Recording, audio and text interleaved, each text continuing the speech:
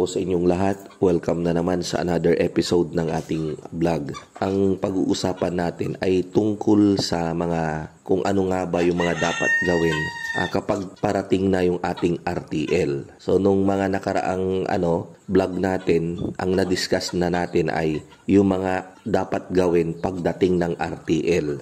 So ngayong araw naman, ang pag-uusapan natin ay yung mga dapat gawin bago dumating yung ating mga RTL. Napakahalaga rin po nito dahil kung nagkaroon ako ng idea sa mga subscriber natin. Lalong-lalo na sa actual na pagdi-deliver natin ng RTL nila. Umpisan na natin kaagad. Yan, siguro yung mga dapat nating gawin ay importante po na nakapag-install na tayo ng cages. Meron na tayong paglalagyan na kanilang kulungan. Ayan. I-double check nyo po. Lagyan nyo po ng tubig, yung kanilang waterer. And then i-check kung ito ay meron ba o walang leak.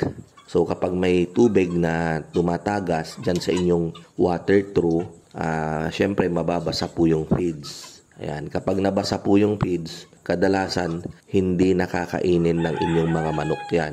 May stock po yung yung nabasang feeds at kalaunan matutuyo. So mamumuo po yon, titigas. Yun po yung pagmumulan palagi ng ng pungus. So dapat i-check nyo mabuti na dapat wala siyang tagas. Tignan nyo rin, isigurado nyo rin na bago dumating yung RTL ninyo ay meron na po kayong feeds na maipapakain. Yung pinapakain po nating feeds dito ay Pure Blend Layer 1. Product po yan ng San Miguel. Si Bimeg at saka si Pure Blend, iisang kumpanya lang po yung gumagawa. I-secure nyo po, number 1, meron na po tayong nabiling kakainin nila. Meron na rin po tayong mga gamot na titimplahin para sa kanila. Siguro pinaka na po yung sa Shopee tayo o-order. Kung vitamins ang hanap nyo, andyan si Egg 1000, andyan si Bitmin Pro. So marami po mga vitamins, mga multiple vitamins And then pagdating sa antibiotics, yung enrofloxacin, Pamurga, Tape Terminator, para sa lamok, anti-malaria, CXD3, Pyristat, at saka Omnistat. Yan po, mga very effective na gamot sa anti-malaria. Linawin ko lang po, okay lang na makagat yung manok natin. Hindi natin maiwasan yan ng lamok. Kaya lang, minsan, yung lamok may dala-dala siyang sakit na malaria. Kaya tayo magpapainom nun para hindi apektuhan. Yan. Ang importante, mapainom nyo sila ng anti-malaria as protection.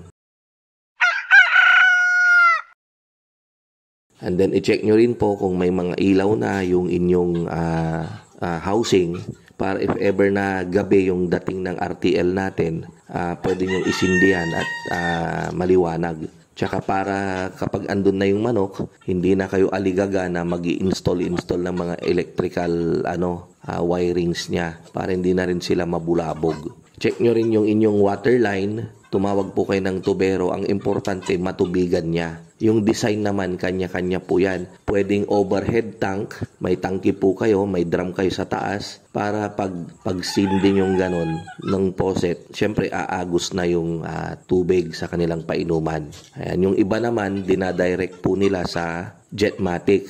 Yan, yung tubero naglilinya. Importante po sa mga hindi may alam, magtawag po kayo nung tubero na alam niya na po yung gagawin niya.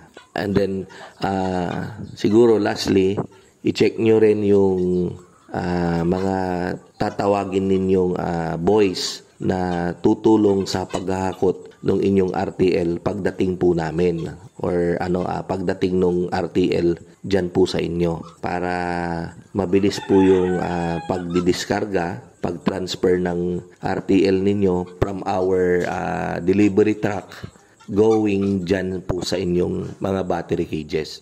Ang importante po, dahan-dahan po yung pagkakarga. Protektahan ninyo, hawakan nyo siya sa balikat, yung manok, para hindi po siya mabalian ng pakpak.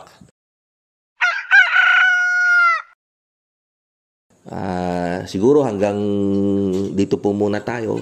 Baka sakaling may nakalimutan po ako, paki-comment na lang po dyan sa baba. Ayan, once again, Maraming salamat po sa inyong lahat. Available pa rin po yung ating RTL na pang July 20. And then meron na din po tayong dumating kanina lang, April 12 na 10,000 na sisiw sa ating Malasiki Farm. So pang ano po yan, pang August 2 yung harvest. August 2 harvest. Yan. So abangan nyo po yan. Sa mga gustong magpabook, message lang po kayo sa ating cellphone number na nandyan po sa inyong screen. Tsaka message lang din po kayo sa Mang Mags na FB page. Ayan. So maraming salamat po. Mabuhay po tayong lahat and God bless.